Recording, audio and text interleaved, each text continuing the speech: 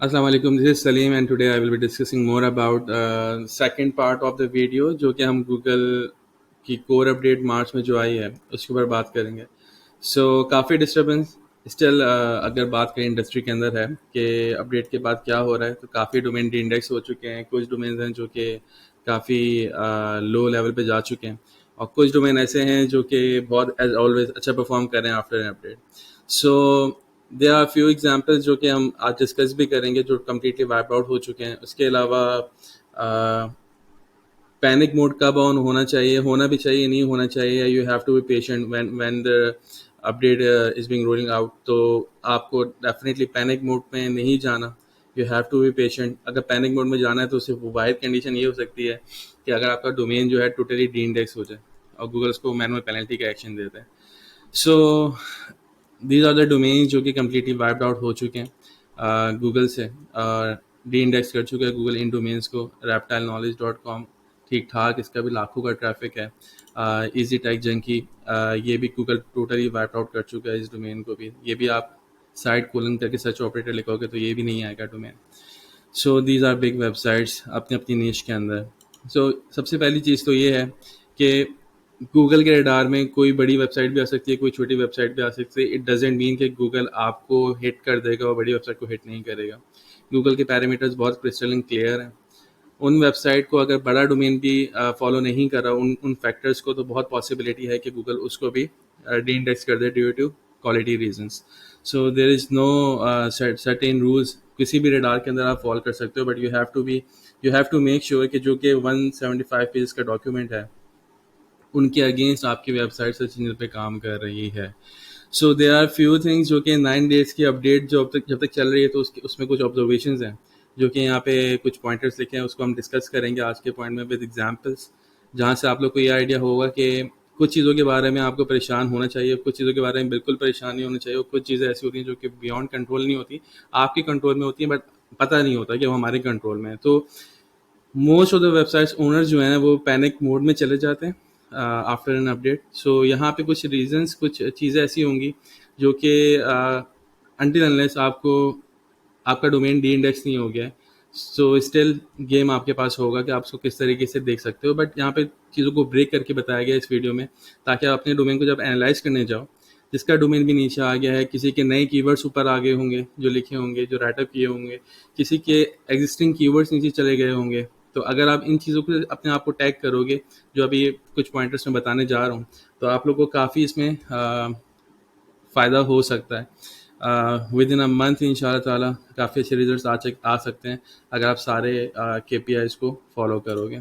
सो number one ये check if your website is still index. सबसे पहला जो है आपके पास जो पैरामीटर बन रहा है वो ये है, आपको चेक करना है कि आपकी वेबसाइट स्टिल इंडेक्स्ड है या नहीं है. तो गूगल पे जाके साइट कोलन लिख के, और फॉर एग्ज़ाम्पल अपना डोमेन आप चेक कर सकते हैं. So for example reptile knowledge है, और रेप्टाइल नॉलेज का कोई भी रिजल्ट अब यहाँ पे नहीं आ रहा गूगल में. इसका मतलब है कम्प्लीटली डी इंडेक्स हो चुका है ये वाला डोमेन, कम्प्लीटली डी इंडेक्स हो चुका है.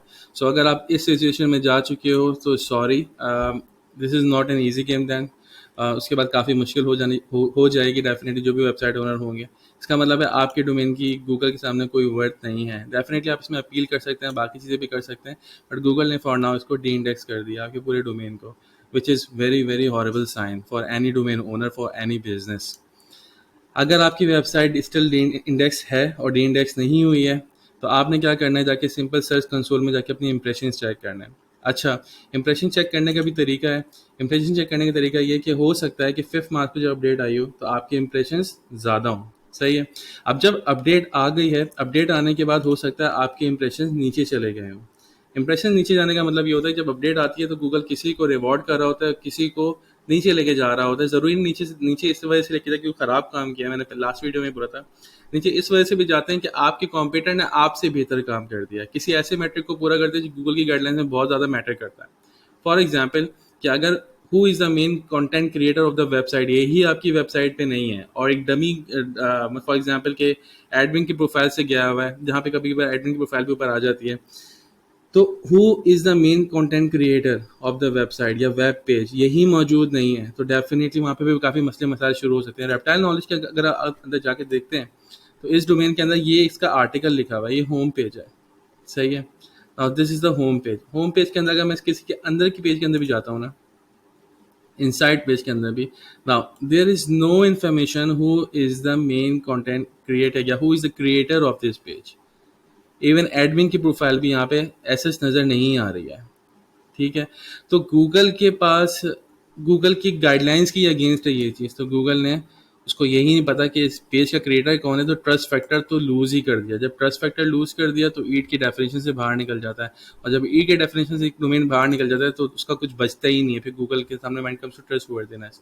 सो यहाँ पे आप देख रहे हो, तो पहले स्क्रीनशॉट में मैंने दिखाया कि आपने क्या चेक करना है कि आपके 5 मार्च को आपके इंप्रेशन थे क्या सर्च कंसोल के अंदर। उसके बाद वो ड्रॉप होके, फॉर एग्जांपल जब अपडेट रोल आउट होती है तो कुछ फ्लक्चुएशंस होती हैं, तो you don't have to worry about this कि फ्लक्चुएशंस हो रही है। You have to be patient, you have to be patient, और बहुत सुकून से बैठना है। जब तक अपडेट रोल आउट होती है आपकी बस में कुछ भी नहीं होता, क्योंकि गूगल अपडेट एक हफ्ते पहले ही रोल आउट कर चुका होता है, अपने सिस्टम्स को स्टार्ट कर चुका होता है, अनाउंस बाद में हो रहा होता है। यूजुअली यही देखने में आया।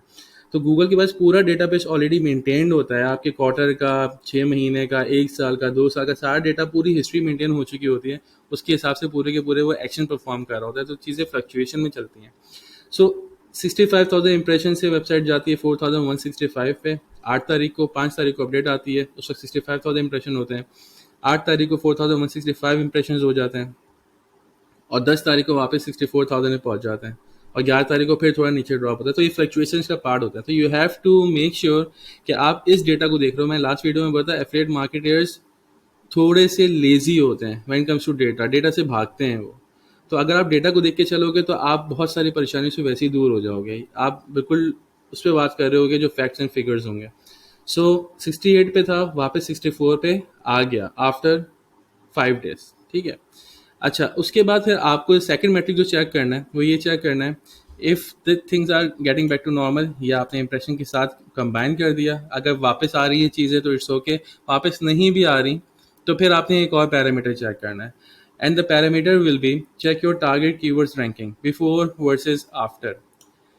दिस इज समथिंग जो कि एक एफिलिएट मार्केटर को पता होना चाहिए कि मैं जिस कीवर्ड को टारगेट कर रहा था उसकी बिफोर एंड आफ्टर रैंकिंग क्या है। तो फॉर एग्जाम्पल एक कीवर्ड है, उसकी रैंकिंग 26 तारीख को 1 थी, गूगल की अपडेट आती है वो 1 पे ही रहता है, बट 2-3 दिन बाद 10 तारीख को सेकंड पे चला जाता है, और फिर 12 मार्च को वापस 1 पे आ जाता है। सो द पॉइंट इज, आप तो थोड़ा हिस्टोरिकल डेटा देखो अपनी कीवर्ड्स का, और उन कीवर्ड्स का हिस्टोरिकल डेटा देख के आपको समझ आ जाएगा कि आपको परेशान होने की ज़रूरत है भी या नहीं। अगर ये 1 से बिल्कुल ही आउट ऑफ 100 चला जाता है, या 4 पेज से बाहर चला जाता है, 5 पेज से बाहर चला जाता है, इट मीन्स कि आपका डेफिनेटली इस पेज में कोई मसला, आपकी कॉम्पिटेंट अच्छा काम किया हुआ है। और दूसरा तरीका ये भी हो सकता है कि अगर ये 100 से बाहर चला जाता है तो you can just copy your URL, और इसी तरीके से आप जाके साइट कोलन करके आप डाल सकते हो, अपने पेज का यूआरएल डाल दो, सही है। या आप यूआरएल ही डाल दो सिंपल, जाके आपको पता चलेगा। अगर वो गूगल पे आ नहीं रहा, इसका मतलब है यूआरएल भी इंडेक्स हो सकता है, यूआरएल इंडेक्स कर दिया गया वहाँ पे। अगर यूआरएल आ रहा है सर्च इंजन के ऊपर तो इसका मतलब है कि यू हैव स्टिल चांसेस कि आप इसको वापस अपनी पोजीशंस पे लेकर आ जाओ। But look at the pass data first before taking any action. और पहली बात तो ये कि जब अपडेट रोल आउट हो रही होती है तो एक्शंस ना ही करें तो बेहतर है, क्योंकि बहुत सारी चीज़ें फ्लक्चुएशंस का पार्ट होती हैं। तो बेटर तो ये 2 हफ्ते 3 हफ्ते आप देखो, डेटा को देखो कहाँ जा रहा है, सही है। और जो चीज़ें ऐसी आपको लगती हैं कि जो मेजर आपको लगता है कॉम्पिटेंट अच्छी की हुई है, आप उसकी लिस्ट बनाइए, वो तो आप अपडेट कर सकते हो, उसमें कोई मसला नहीं है। बट द पॉइंट इज कि ये डेटा दिखना बहुत ज़रूरी है कि पास में आपका था कहाँ पे, राइट। सो 1 पे कीवर्ड था, 26 फेब को अपडेट आती है, 2 तक जाता है, 9 और 10 तारीख को, उसके बाद 12 तारीख को वापस 1 पे आ जाता है। It's good, this equation is good against this particular keyword.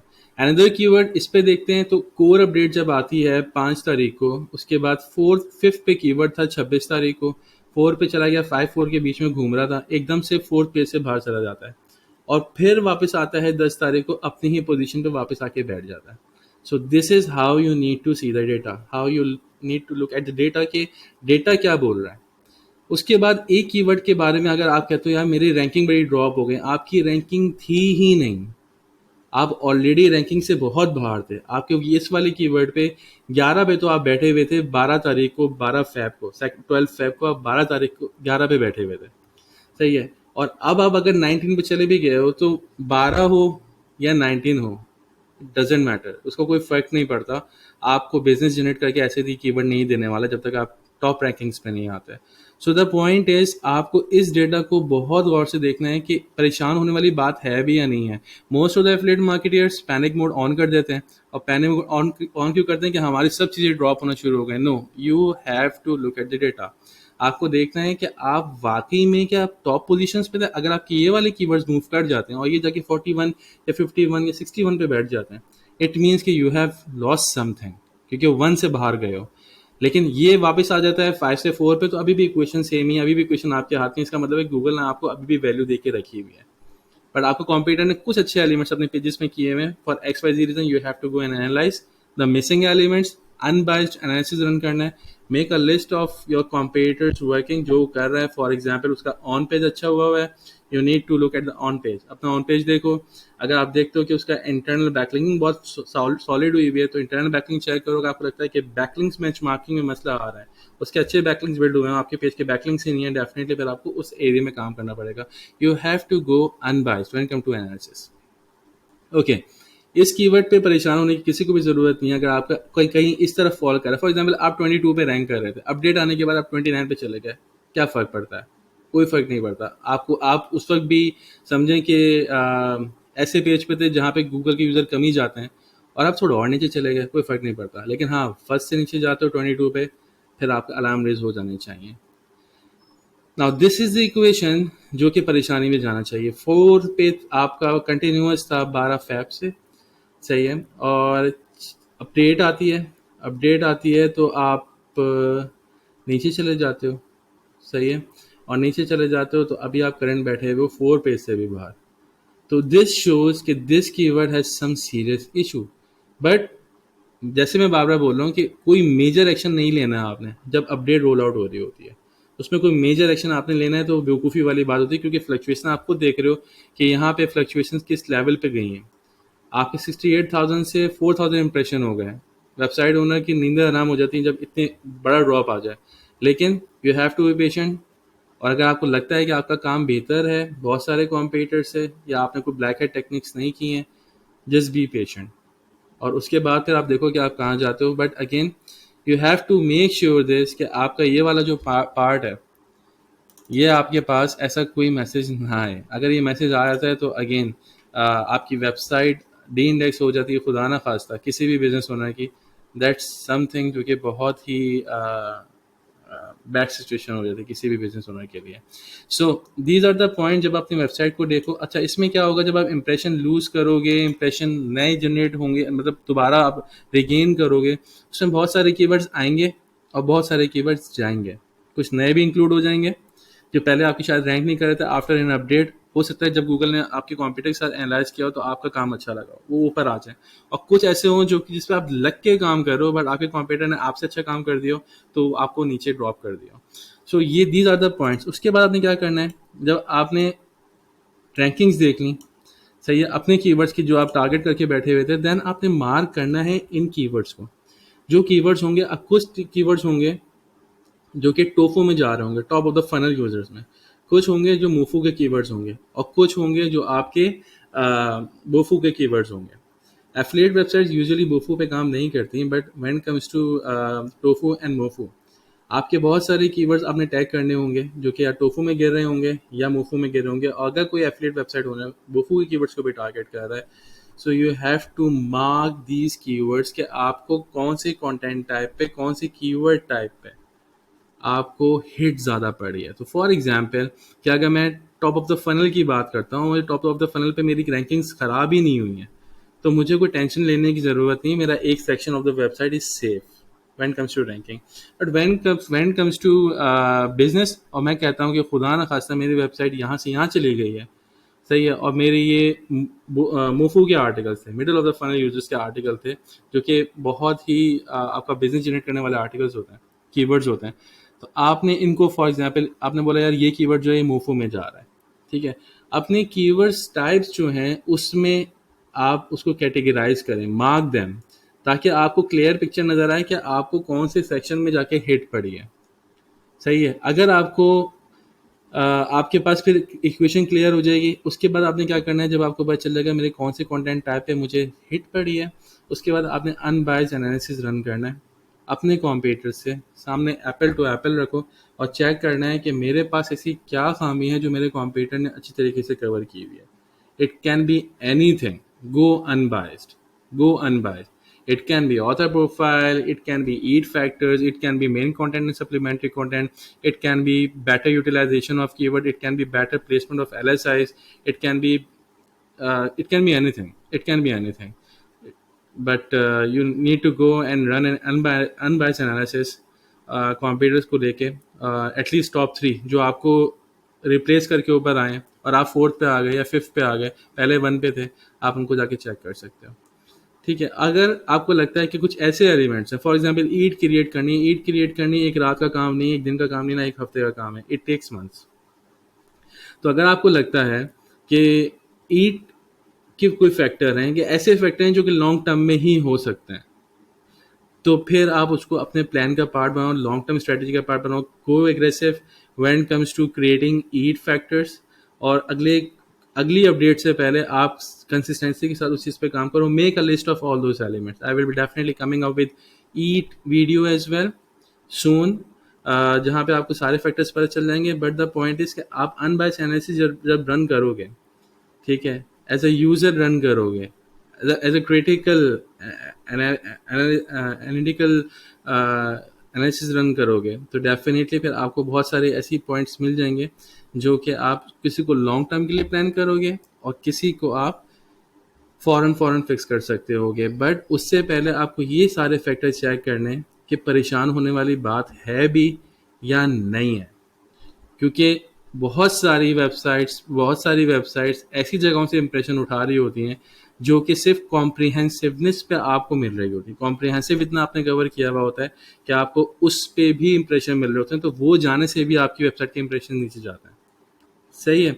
So the point is कि परेशान होना या नहीं होना, पहले मैपिंग करनी पड़ेगी, और मैपिंग करना होगी कंटेंट टाइप के अगेंस्ट।